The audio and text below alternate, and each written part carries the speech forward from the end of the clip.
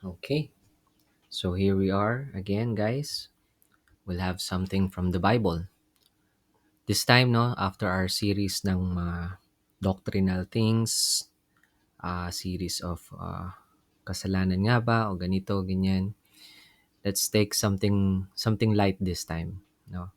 I want to give some encouragement sa inyong lahat and alam niyo po minsan tinatanong natin, sinasabi natin sa sarili natin, kapag ba meron kang problemang dumaan sa buhay mo, ganun lang ba kadali na 'pag pumunta ka sa Bible may makikita kang sagot? Yes, I understand sometimes may pagkakataon na parang wala kang nakikita, pero alam niyo po 'pag talagang sinubukan po natin, magugulat po kayo na parang buhay talaga ang Word of God. Yung moment na naghahanap ka ng sagot, naghahanap ka ng exact answers sa napakabigat mong tanong o kaya problema, the Bible will simply show you that, 'no? It's, uh, it's the book of God, it's God's words, it's alive. And therefore, we can never underestimate it. And ito po, no, actually, nakita ko lang rin ito kanina nung ako po yung nagde-devotion. And it was really a very great encouragement sa akin. And I share this to my loved ones and it was really an encouragement as well. I hope this will encourage you too. What to do after you tried everything, no? Marami pong mga taong parang nagi-give up na sila sa kanila pong mga desisyon, sa kanila mismong pinagdadaanan. Akala nila wala ng ano 'no, ibang sagot. I'm mainly talking to Christians also. Sa mga believers na you think God is not watching, God is not listening, pero actually He is just waiting for you to come to Him. And I will show you dito sa storya ng Bible ng isang character na naka-experience nitong sort of desperation. But yet the Lord had helped him in his situation. Makikita po natin ito sa 2 Chronicles chapter 20 by the story of King Jehoshaphat. So titingnan natin anong ginawa ni King Jehoshaphat or ano yung storya ni King Jehoshaphat dito po sa 2 Chronicles chapter 20. Okay? So let's start with a prayer. Dear Heavenly Father, Lord, I just pray that today, Panginoon, whoever is listening, sino man po ang naghahanap, Lord, ng kasagutan sa kanilang mga kabigatan or problema, I hope and pray this will help, Lord. I hope this study will give them light and continue, Lord, to seek you and to trust you and, Lord, put their faith in your holy words. And by giving this story, sana maging encouragement po itong story ni King Jehoshaphat sa bawat isa. And sana rin po, Panginoon, na patuloy ang aming pag-ibig sa inyo, Panginoon, ay Lord, lumaki pa at lumago. I pray this, Lord, in Jesus' name. Amen. So again, this is a story of King Jehoshaphat and we will just simply look at the Bible verse by verse and simulan po natin sa uh, Bible mismo. Okay? So I'll escape here. Dito tayo. 2 Chronicles chapter 20. We'll look first at verse 1 and basahin po natin hanggang verse 12. Okay? Makita lang natin at least a glimpse of it. Now in verse 1, it came to pass after this also that the children of Moab and the children of Ammon, take note of this too, no? Those are the enemies of King Jehoshaphat. The children of Moab and the children of Ammon, and with them other beside the Ammonites, came against Jehoshaphat to battle.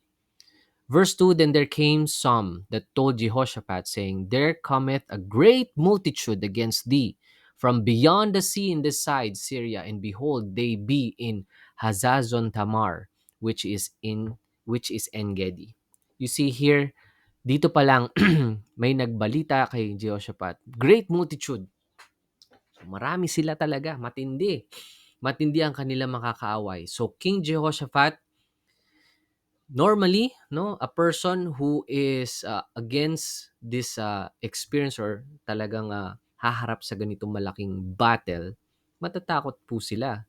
Lalo't alam nila na ito lang ang kakayahan nila, ito lang yung meron siya. So King Jehoshaphat feared, takot siya, and set himself to seek the Lord and proclaim a fast through all Judah. Now, here's the thing, no? Normally, when people fear, what do they do? Takot sila, no? Iyak na lang sila, takbo na lang sila, and they really hide themselves. Pag ang tao'y takot, talagang wala silang, hindi nila alam kung saan sila pupunta. They just simply walk away, no? But notice what King Jehoshaphat did. He set himself to seek the Lord and proclaim a fast throughout all Judah. Now, ang nangyari po dito, instead of Jehoshaphat running from this possible na pangyayari na sila po ay mapapatay nitong Moabites at saka Ammonites, he seek the Lord himself. He set himself to seek the Lord and proclaim a fast throughout all Judah. Isa siyang hari, so kinumand niya sa lahat ng mga taga-Judah, mag-fasting tayo, mag-pray tayo. Saka nakita, no, parang sabihin natin mayor o kaya presidente, no, lalaban ka, sasaba ka sa gera, tapos sinabi niya, o tara, tayong lahat, mag-pray tayo. Normally, ang gagawin po nila, o tara, tingnan niyo yung mga dagdagan nating armas natin. Gawa tayo ng plan, gawa tayo ng strategy. Yun ang usual na gagawin. But here's a different story, no? And unusual para sa isang man of God o kaya, mga men of war. So here, let's see what happens. Judah gathered themselves together to ask help of the Lord. Here's the thing, problema sa tao po, problema sa Kristiyano, when they are in trouble, una nilang hinihinga ng tulong, tatay nila, nanay nila. Walang problema doon, na humingi ka ng tulong sa kanila. But the thing is, yun yung una nilang nilalapitan. Tao ang una nilang inaasahan na tutulong sa kanila. But what if let's take a perspective na to ask help of the Lord muna? Judah gathered themselves together to ask help of the Lord. Even out of all the cities of Judah, they came to seek the Lord. King Jehoshaphat and Judah started to ask the Lord first, and they tried to seek Him. And ito pa, no? Ito pang isang bagay sa pagsisik po ng Panginoon. Notice here in verse 5, 6, and 7, and Jehoshaphat stood in the congregation of Judah and Jerusalem in the house of the Lord before the new court, and said, O Lord God of our fathers, art not thou God in heaven? And rulest not thou over all the kingdoms of the heathen? And in thine hand is there not power and might, so that none is able to withstand thee? Art not thou our God, who didst drive out the inhabitants of this land before thy people Israel, and gave it to the seed of Abraham thy friend forever? You will notice something here sa approach ni King Jehoshaphat. Yung kanyang perspective and view niya kay God. Ang view niya kay God is that una, sabi niya dito sa verse 6, hindi ba ikaw ang Diyos ng langit? Hindi ba ikaw ang nagro-rule sa mga kingdoms of heathen? 'Di ba yung Ammonites? 'Di ba yung Moabites? Heathen yung mga yon. Kalaban nila. Inacknowledge ni Jehoshaphat muna na ang Diyos may kakayahan siya at meron siyang kapangyarihan sa mga heathen. Okay? And then, he even binakapan niya pa ito ng storya na alam niyang nangyari, who didst drive out the inhabitants in this land before thy people Israel. Yung experience ng Israelites, pinatunayan niya, sinabi niya, inulit niya sa Panginoon, di ba Panginoon, ginawa niyo po ito dati sa amin? So here's someone who is remembering who God is, acknowledging that God can do it, and believing that God can do it. Problema sa ating mga Kristiyano, alam natin may Diyos, alam po natin na siya po ay makapangyarihan, may kakayahan, pero you're not believing na kaya kanyang isalba. Hindi ka kumbaga believe sa Diyos. You're not really into this thing that si God ang makakatulong sa akin. Ang una mong inisip, pera ko makakatulong sa akin. Si tatay ko makakatulong sa akin. Si brother makakatulong sa akin. Si ganito, si ganyan. You have to have the mindset that in this or any kind of situation, the God of heaven is under control. He can help me. And try to remember a situation in the past. And remind God, tell God, Lord, di ba tinulungan niyo po ako sa ganito? Lord, di ba po ganito, ganyan? And God would definitely be glorified sa bagay po na yun. He will be honored. And if you will just skip on verse 20, no? Here you will notice the Bible said this in the latter verse, believe in the Lord your God, so shall ye be established. Believe his prophet, so shall ye prosper. If you want to be established in your decisions, in your life, you have to believe the Lord. May sinabi pa sa New Testament that the words of God, it will effectually work in you that believe. You don't hindi mo pa nakikita yung kapangyarihan ng paniniwala mo at saka yung faith mo sa Panginoon unless you really try it. In this situation, King Jehoshaphat and the kingdom of Judah was about to be in captive o kaya papatayin sila nitong mga Moabites and Ammonites. They're outnumbered. They cannot win. Pero still, Jehoshaphat had the faith that God can help them. God has the power over the heathen. God can make a way para po sila still ay manalo. Amen? So, tingnan pa natin na nangyari dito. Alam niyo po, ito yung pinaka verse or tema nung pinag-aaralan natin ngayon. Verse 12, skip ko na, no? O our God, wilt thou not judge them? For we have no might against this great company that cometh against us. You see, he acknowledged na hindi niya kaya. You must acknowledge na talaga hindi mo kaya. And with this, notice King Jehoshaphat's desperation. Neither we know we what to do. Hindi niya na alam ang gagawin niya. Dumating ka na ba sa point na gano'n na, Lord, hindi ko na alam yung gagawin ko. Lord, ano ba dapat? Lord, paano na? Di ba? So in those situation, what do you do? What is your attitude? You see King Jehoshaphat's attitude. But our eyes are upon thee. Nasa Panginoon pa rin ang kanyang faith, ang kanyang stand. And in verse 15, you will notice here, let me show you what actually King Jehoshaphat did, no?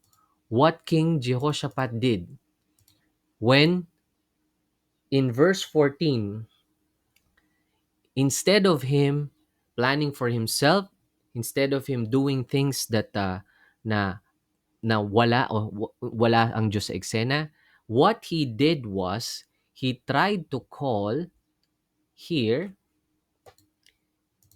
in verse 13, all Judah stood before the Lord with their little ones, then their wives and their children, and they prayed together.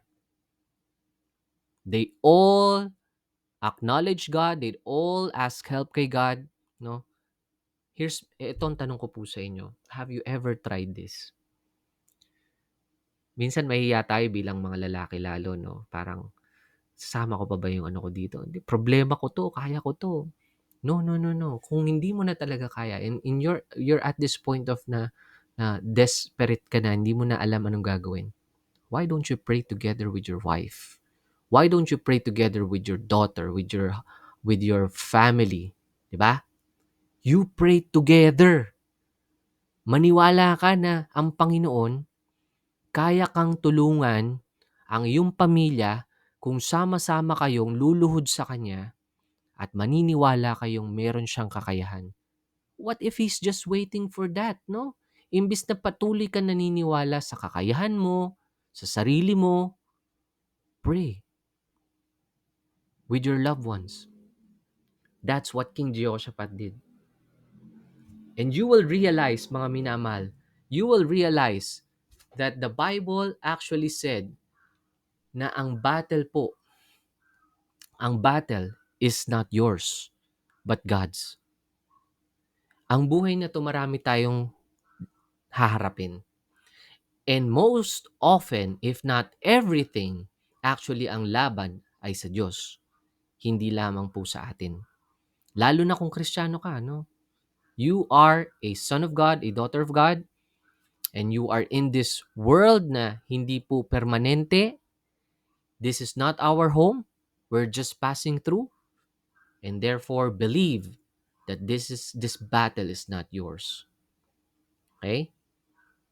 So, ito po ang nangyari. Ito po yung kagilagilalas na nangyari dito. Okay, after all those acknowledgement, after all those prayers, alam niyo po kung anong nangyari? All right, let's look at this. If we turn into verse 20, dito nga po sinabi ni King Jehoshaphat, believe in the Lord your God, so shall ye be established. So he's established. He's not afraid anymore. His faith, yes, there is fear, but at the back of your mind, you have this comfort, you have this feeling of alam mo yun, yung all is well. Di ba? May katagang ganon. Pero totoong kanta yun. Nakuha sa kanta yun. May kantang yung feeling mo na everything is okay, all will be well. After nito, tingnan niyo po yung nangyari. Verse 21, when he had consulted with the people, he appointed singers to the Lord. Nagkantahan pa sila, no? They praised the Lord, the beauty of His holiness as they went out before the army. Okay, still, hindi naman sila yung nag-intay. Hindi naman sila yung, kumbaga, hindi sila sumabak sa laban. No, they still prepared.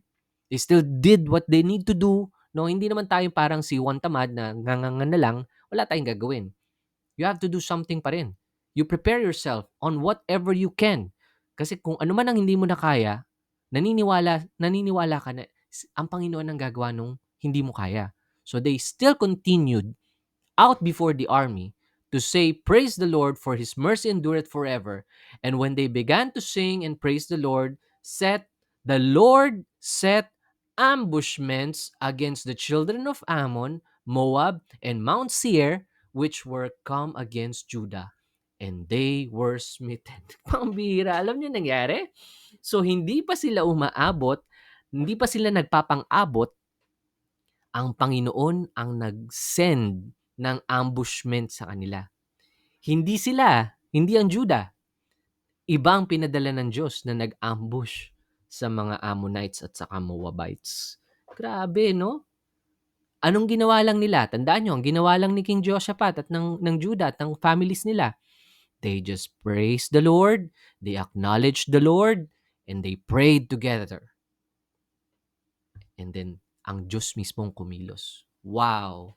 Alam niyo po, dito sa mga ganitong oportunidad, makikita niyo po talagang totoong Diyos. Sa ganitong mga pagkakataon, sa buhay po ninyo, may kanya-kanya tayong struggles. May kanya-kanya kayong struggles. Sa mga ganong pagkakataon ninyo mapapatunayan, ang Diyos ay may dealing sa tayo personally. God deals with us personally. And He can help you in your problems. In this case, King Jehoshaphat, inambush po ang kanilang mga kaaway na hindi na nila kailangan lumaban. Wow! For the children of Ammon and Moab stood up against the inhabitants of Mount Seir, utterly to slay and destroy them.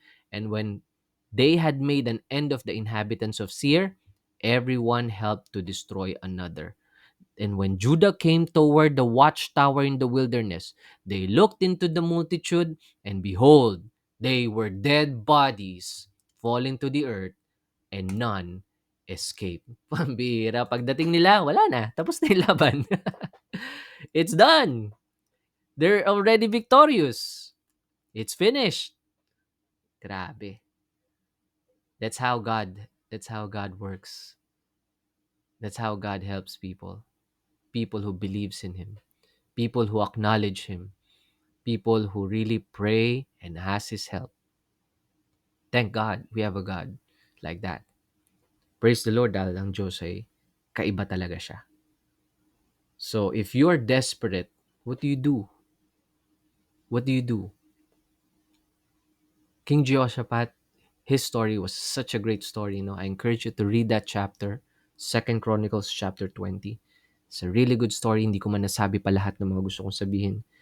But there's a lot of things you can learn from the Bible. You have problems, open that book.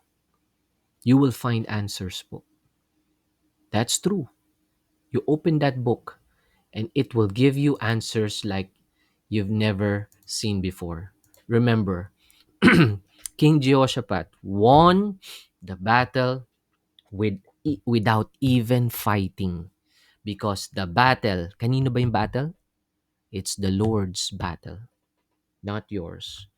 And at the end of the day, mga minamahal, ang Judah, si King Jehoshaphat, ang kanyang pamilya, when they returned, every man of Judah and Jerusalem, and Jehoshaphat in the forefront of them, to go again to Jerusalem with joy, for the Lord had made them to rejoice over their enemies. Praise God. God will give us joy. God will give us victory. Victory in Christ Jesus. All right? So I hope that's an encouragement sa bawat isa, no? And please remember that the Lord is always there for you. You just have to call Him, acknowledge Him, and He will answer. Amen? So let's have question and answer, no?